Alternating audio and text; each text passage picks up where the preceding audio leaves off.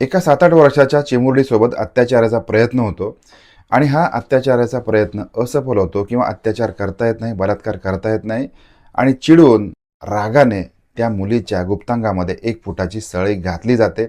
तिला गंभीररित्या जखमी केलं जातं. पोलीस साधारणपणे 140 लोकांना तपास करून 140 लोकांचा तपास करून एका आरोपीपर्यंत पोहोचतात आणि ही सत्य घटना घडलेली आहे. गुजरातमधला राजकोट हा भाग आहे.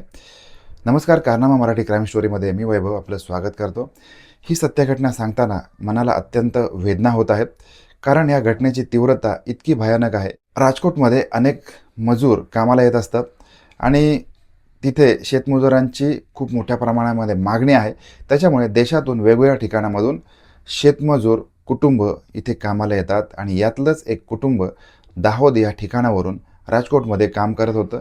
या कुटुंबामध्ये असणारी ही चिमुरडी आपल्या आईवडिलांसोबत शेतामध्ये काम करत होती किंवा आईवडील काम करत असताना ती शेताच्या बांधावरती कानाकोपऱ्यांवरती खेळत होती आणि ती खेळत असताना तिच्यावरती एका व्यक्तीची नजर पडलेली आहे आणि ही व्यक्ती स्वतः विवाहित असून त्याला स्वतःला 3 मुलं आहेत. त्याला स्वतःची 12 वर्षाची मुलगी आहेत आणि अजूनही त्याला 2 मुलं आहेत. एकूण 3 मुलांचा बाप असलेला रामसिंग वय वर्ष 35 याची नजर या मुलीकडे पडलेली आहे आणि तिच्याकडे नजर पडल्यानंतर त्याने तिला आमिष दाखवलं आणि एका निर्जन भागामध्ये घेऊन गेलेला आहे. या छोट्याशा चिमुरडीसोबत त्याने चाळे करायला सुरुवात केलेली आहे. तिच्या अंगाखांद्याशी तो खेळतोय, तिचे कपडे काढण्याचा प्रयत्न करतोय आणि आपल्या समोर असलेली व्यक्ती, आपल्या काकाच्या किंवा आपल्या वडिलांच्या वयाची व्यक्ती आपल्यासोबत काय करते, आपल्यासोबत काय चाळे करते याची त्या मुलीला जराही कल्पना नव्हती. कारण हे अल्लड वय असतं आणि या अल्लड वयामध्ये इतक्या लहान मुलांना आपल्या अंगाखांद्याशी जर का एखादी व्यक्ती खेळत असेल तर त्याचा अर्थ लागणं ही दुरापास्त गोष्ट असते.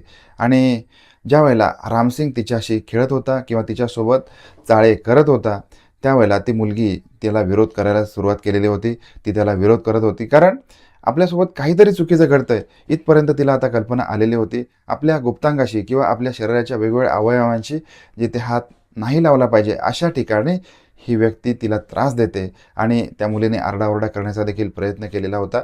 पण त्याचा हा प्रयत्न असफल ठरत होता. ती त्याला बलात्कारासारखी घटना करू देत नव्हती आणि आपल्याला बलात्कार करता येत नाही आहे, आपल्याला या मुलीसोबत जे हवं आहे ते घेता येत नाही आहे, या सगळ्या कारणाचा त्याला राग आलेला आहे आणि जवळची साधारणपणे 1 फुटाची सळई त्याने उचललेली आहे आणि या मुलीच्या गुप्तांगामध्ये घातलेली आहे आणि मुलगी त्या ठिकाणी अत्यवस्थ होऊन पडलेली आहे. तिच्या गुप्तांगामधून भळभळा रक्त वाहत होतं आणि त्या ठिकाणी ती बेशुद्ध होऊन पडलेली आहे आणि त्या जागेवरून रामसिंग आता फरार झालेला होता. थोड्या वेळाने आपली मुलगी आजूबाजूला दिसत नाही या कारणासाठी मग त्या मुलीच्या आईवडिलांनी तिची शोधाशोध सुरू केलेली असताना आपली मुलगी अत्यवस्थ असलेली किंवा गुप्तांगामध्ये तिच्या काहीतरी घातलेलं होतं, रक्तबंबाळ झालेली त्यांना दिसून आलेली आहे. तातडीने त्यांनी राजकोटच्या एका सरकारी दवाखान्यामध्ये तिला भरती केलेलं आहे आणि पोलिसांना पाचारण केलेलं आहे. पोलिसांनी या घटनेचं गांभीर्य ओळखून मग तपासाला सुरुवात केलेली आहे आणि CCTVच्या आधारे त्याचबरोबर साधारणपणे 140 जणांची यादी पोलिसांनी तयार केलेली होती आणि या भागामध्ये असणारे मोबाईल फोन यांचा डाटा पोलिसांनी एकत्रित करून मग पोलिसांनी या मुलीसमोर या 40ही लोकांची ओळख परेड केलेली आहे आणि मग पोलिसांकडून हा जो तपास आहे या तपासाला यश आलेलं होतं आणि या मुलीने जो आरोपी आहे त्याला ओळखलेला आहे.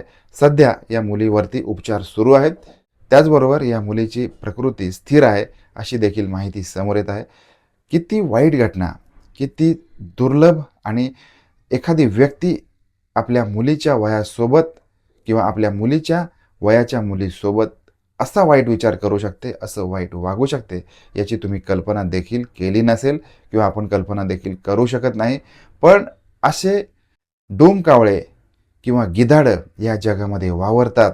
त्याच्यामुळे जिथे कुठेही आपल्या मुली राहत असतील, वावरत असतील त्यांच्यावरती आपली नजर ही एखाद्या घारीप्रमाणे असली पाहिजे आणि या भयानक, बेडर आणि नालायक माणसाला कायद्याकडून मोठ्यात मोठी शिक्षा झाली पाहिजे किंवा अशा व्यक्तीला पब्लिकमध्ये आणून लोकांच्या हातामध्ये, महिलांच्या हातामध्ये दिलं पाहिजे आणि ह्या महिलाच या अशा भयानक, अशा वाईट वागणाऱ्या व्यक्तीचं काय करायचं ते ठरवतील.